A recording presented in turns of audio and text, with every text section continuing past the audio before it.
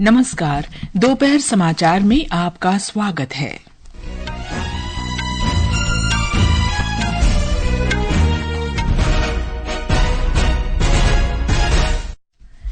विदेश मंत्री doctor S Jaishankar ने कहा है कि कनाडा ने बिना किसी विशेष जानकारी के आरोप लगाने का एक पैटर्न विकसित किया है।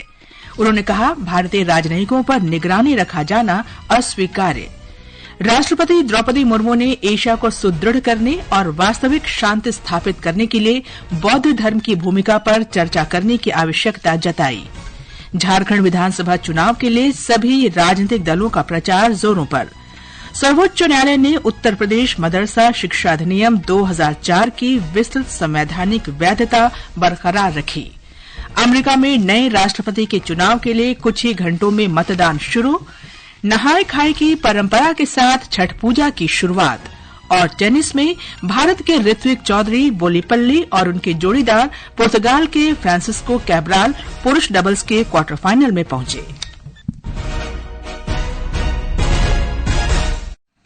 दोपहर समाचार के साथ मैं कनकलता। प्रधानमंत्री नरेंद्र मोदी ने कनाडा में एक हिंदू मंदिर पर हुए हमले की कड़ी निंदा की है। श्री मोदी ने कनाडा सरकार से इस मामले में न्याय सुनिश्चित करने और कानून व्यवस्था बनाए रखने को कहा है। विदेश मंत्री डॉक्टर एस जयशंकर ने हमले को बेहद चिंताजनक बताया है। आज सुबह कैनबरा में ऑस्ट्रेलिया की विदेश मंत्री पेनी वोंग के साथ संयुक्त संवाददाता सम्मेलन में डॉक्टर जयशंकर ने इस बात पर चिंता प्रकट की कि कनाडा में आतंकी गुटों को राजनीतिक शरण दी जा रही है। उन्होंने कहा कि कनाडा ने बिना कोई विशेष जानकारी दिए आरोप लगाने का एक पैटर्न विकसित कर लिया है। उन्होंने कहा कि कनाडा में भारतीय राजनयिकों पर निगरानी रखा जाना अस्वीकार्य है। Let me make 3 comments. One, Canada has developed a pattern of making allegations without providing specific. Secondly, when we look at Canada, for us, the fact that they're putting diplomats under surveillance is something which is unacceptable. Third, the incidents which the gentleman there spoke about, I think they would tell you, in a way, the political space today, which is being given to extremist forces there. Canberra में हिंदू मंदिरों पर हुए हमलों के बारे में पूछे जाने पर ऑस्ट्रेलिया के विदेश मंत्री ने कहा कि ये हमले भारतीय समुदाय के लिए परेशानी पैदा करने वाले हैं। उन्होंने कहा कि सभी ऑस्ट्रेलियाई सुरक्षा और सम्मान के हकदार हैं, भले ही उनकी आस्था और संस्कृति कुछ भी हो। इससे पहले विदेश मंत्री डॉक्टर एस जयशंकर ने आज कैनबरा में ऑस्ट्रेलिया के विदेश मंत्री पेनी वोंग के साथ भारत ऑस्ट्रेलिया विदेश मंत्रियों की 15वीं औपचारिक वार्ता में भाग लिया। सोशल मीडिया पोस्ट में डॉक्टर जयशंकर ने कहा कि भारत ऑस्ट्रेलिया व्यापक कार्यनीतिक साझेदारी लगातार बढ़ रही है। उन्होंने कहा कि ये मजबूत राजनीतिक संबंधों, सुदृढ़ रक्षा तथा सुरक्षा सहयोग, विस्तारित व्यापार, अधिक गतिशीलता और गहरे शैक्षिक संबंधों में परिलक्षित होता है। राष्ट्रपति द्रौपदी मुर्मू ने आज कहा कि भारत धर्म की पवित्र भूमि है और हर युग में यहां महान गुरु और रहस्यवादी हुए हैं। नई दिल्ली में पहले एशियाई बौद्ध शिखर सम्मेलन को संबोधित करते हुए राष्ट्रपति मुर्मू ने कहा कि भगवान बुद्ध का इन पथ प्रदर्शकों में अद्वितीय स्थान है। उन्होंने इस बात पर प्रकाश डाला कि बोध गया में बोधि वृक्ष के नीचे सिद्धार्थ गौतम का ज्ञान प्राप्त करना इतिहास की अद्वितीय घटना है। राष्ट्रपति ने कहा कि आज दुनिया कई मोर्चों पर अस्तित्व के संकट का सामना कर रही है, लेकिन बौद्ध समुदाय के पास मानव जाति को देने के लिए बहुत कुछ है। If one word can capture the Buddha Dhamma, it has to be karuna or passion, which is what the world needs today. We need to discuss the role of Buddha Dhamma in strengthening Asia. Indeed, we need to expand the discussion to see how Buddha Dhamma can bring real peace to Asia and to the world. संस्कृति मंत्रालय अंतर्राष्ट्रीय बौद्ध परिसंघ के सहयोग से बौद्ध धर्म को सम्मानित करने के लिए 2 दिवसीय शिखर सम्मेलन का आयोजन कर रहा है। शिखर सम्मेलन का विषय है एशिया को मजबूत बनाने में बौद्ध धर्म की भूमिका। महाराष्ट्र विधानसभा चुनाव नजदीक आने के साथ ही प्रचार अभियान तेज हो गया है। राज्य में कुल 4140 उम्मीदवार 288 सीटों के लिए चुनाव लड़ रहे हैं। सभी दलों के वरिष्ठ नेता मतदाताओं को लुभाने का प्रयास कर रहे हैं। ब्यौरा हमारे संवाददाता से। मुख्यमंत्री एकनाथ शिंदे ने आज सातारा के कोरेगांव में शिवसेना उम्मीदवार महेश शिंदे के समर्थन में एक चुनाव रैली को संबोधित किया। उप मुख्यमंत्री देवेंद्र फडणवीस ने नागपुर दक्षिण पश्चिम क्षेत्र में एक बड़ी रैली में भाग लिया। राष्ट्रवादी कांग्रेस के उम्मीदवार नवाब मलिक, जिन्होंने पार्टी प्रमुख अजित पवार के समर्थन से मानखुर्द शिवाजीनगर विधानसभा क्षेत्र से अपनी उम्मीदवारी दाखिल की है, आज अपना चुनाव प्रचार शुरू करेंगे। एनसीपी एसपी प्रमुख शरद पवार ने आज बारामती के शिरसुफड़ गाँव में बारामती से पार्टी उम्मीदवार युगेंद्र पवार के समर्थन में चुनाव प्रचार किया। इसके अलावा कांग्रेस नेता राहुल गांधी कल नागपुर और मुंबई में चुनाव रैलियों को संबोधित करने वाले हैं। अंकिता आप्टे, आकाशवाणी समाचार, मुंबई। प्रधानमंत्री और भारतीय जनता पार्टी के वरिष्ठ नेता नरेंद्र मोदी 8 से 14 नवंबर तक महाराष्ट्र में विधानसभा चुनाव के लिए कई रैलियों को संबोधित करेंगे। झारखंड में चुनाव प्रचार तेज हो गया है। राज्य में 13 नवंबर को पहले चरण का मतदान होगा।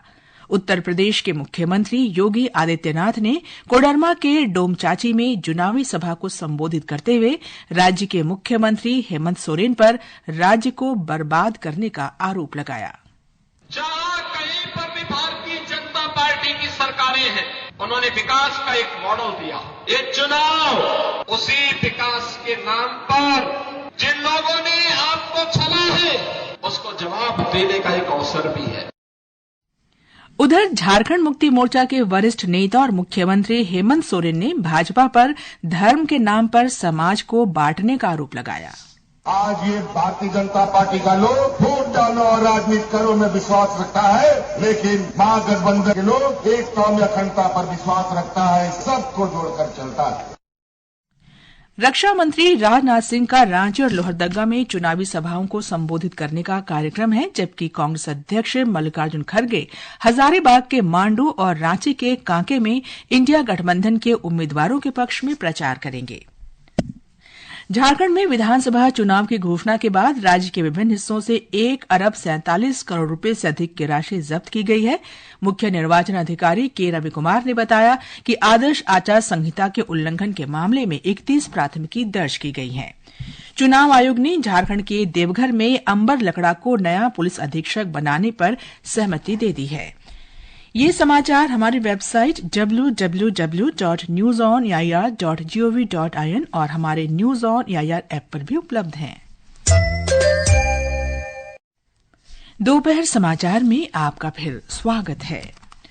सर्वोच्च न्यायालय ने उत्तर प्रदेश मदरसा शिक्षा बोर्ड अधिनियम 2004 की संवैधानिक वैधता बरकरार रखी है।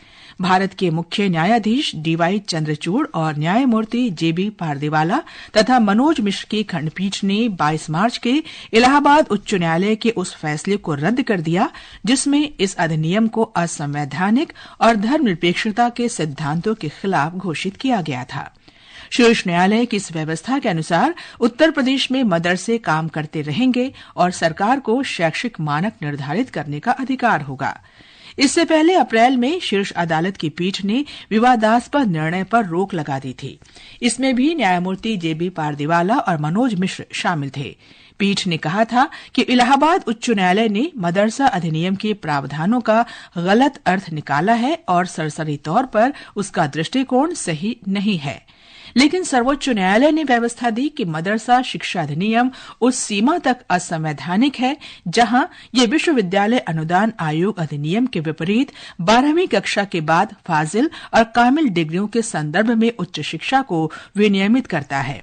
सर्वोच्च न्यायालय ने कहा कि इलाहाबाद उच्च न्यायालय ने यह निर्णय देने में गलती की कि मदरसा कानून को इस आधार पर निरस्त किया जाए कि वो धर्मनिरपेक्षता के बुनियादी सिद्धांत का उल्लंघन कर रहा है। अमेरिका में आज राष्ट्रपति पद के लिए वोट डाले जा रहे हैं। रिपब्लिकन उम्मीदवार डोनाल्ड ट्रंप और डेमोक्रेटिक पार्टी की कमला हैरिस के बीच मुकाबला है। मतदान अंतर्राष्ट्रीय समय के अनुसार 10 बजे शुरू होगा। श्री ट्रंप ने मिशिगन में भाषण के साथ अपना प्रचार अभियान पूरा किया, जबकि सुश्री हैरिस ने पेंसिल्वेनिया प्रांत में भाषण के साथ अपना अभियान समाप्त किया। एक रिपोर्ट। अमेरिका में हो रहे राष्ट्रपति चुनाव के लिए मतदान भारतीय समय अनुसार शाम 5:30 बजे से 7:30 बजे के बीच शुरू होगा, जो कल भारतीय समय अनुसार सुबह 5:30 बजे से 9:30 बजे के बीच समाप्त हो जाएगा। कई मतदाता अपने मताधिकार का प्रयोग डाक मतपत्र के जरिए पहले ही कर चुके हैं। अमेरिका में राष्ट्रपति का चुनाव अप्रत्यक्ष निर्वाचन प्रणाली से होता है, जिसे इलेक्टोरल कॉलेज कहा जाता है। राष्ट्रपति चुने जाने के लिए 538 इलेक्टोरल कॉलेज वोटों में से 270 या अधिक वोट जरूरी हैं। वोटों की गिनती 6 जनवरी को संसद के संयुक्त सत्र में होगी। राष्ट्रपति का 4 वर्ष का कार्यकाल 20 जनवरी से शुरू होगा। समाचार कक्ष से सरफिरोजी। श्री ट्रंप ने प्रचार अभियान के दौरान सीमा सील करने और कई ट्रिलियन डॉलर मूल्य के प्रस्तावित कर वापस लेने जैसे वायदे किए। सुश्री हैरिस ने चुनाव प्रचार में गर्भपात के अधिकार का समर्थन किया और कामकाजी परिवारों के लिए भोजन तथा आवास की लागत में कमी लाने के वायदे किए। ये समाचार आकाशवाणी से प्रसारित किए जा रहे हैं। ताजा समाचार जानने के लिए आप हमारे social media handle X @AIR News Hindi को फॉलो कर सकते हैं। ये आकाशवाणी है। केंद्र सरकार ने आवश्यक खाद्य पदार्थों की कीमतों को स्थिर रखने के साथ साथ किसानों को उचित मूल्य सुनिश्चित करने के लिए कई कदम उठाए हैं। इस क्रम में उपभोक्ता, खाद्य तथा सार्वजनिक वितरण मंत्री प्रहलाद जोशी ने आज नई दिल्ली में भारत ब्रांड चावल तथा आटा योजना के दूसरे चरण का उद्घाटन किया। Bharat brand rice and Bharat brand आटा शुरू करने का निर्णय करके आज हमने लॉन्चिंग किया है। चावल 34 रुपीज में, आटा का under Bharat brand will be available at the MRP not exceeding 30 rupees.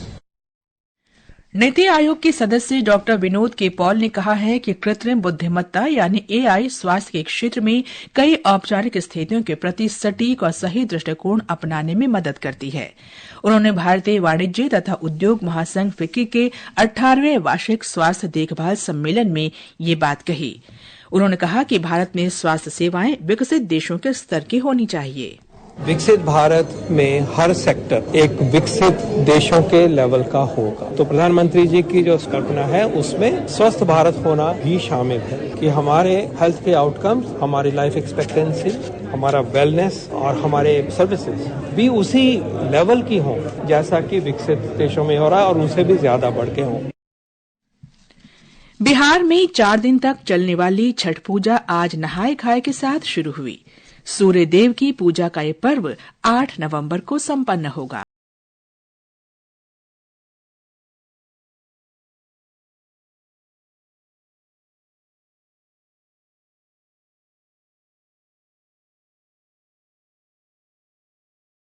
लोक आस्था के महापर्व छठ की आज शुरुआत हो गई। पूजा के पहले दिन गंगा, कोसी, गंडक, बागमती, घाघरा और सोन नदी सहित राज्य की अन्य नदियों के छठ घाटों पर पवित्र स्नान और पूजा के लिए श्रद्धालुओं का तांता लगा हुआ है। कल खरना का अनुष्ठान होगा। इसके बाद छठ व्रतियों का 36 घंटे का निर्जला उपवास शुरू हो जाएगा। राज्य के औरंगाबाद, नालंदा और पटना जिले में स्थित प्रसिद्ध देव, ओंगारी धाम तथा ओलार सूर्य मंदिर परिसर में भी छठ पूजा के लिए बड़ी संख्या में श्रद्धालु पहुंचे हुए हैं। धर्मेंद्र कुमार राय, आकाशवाणी समाचार, पटना।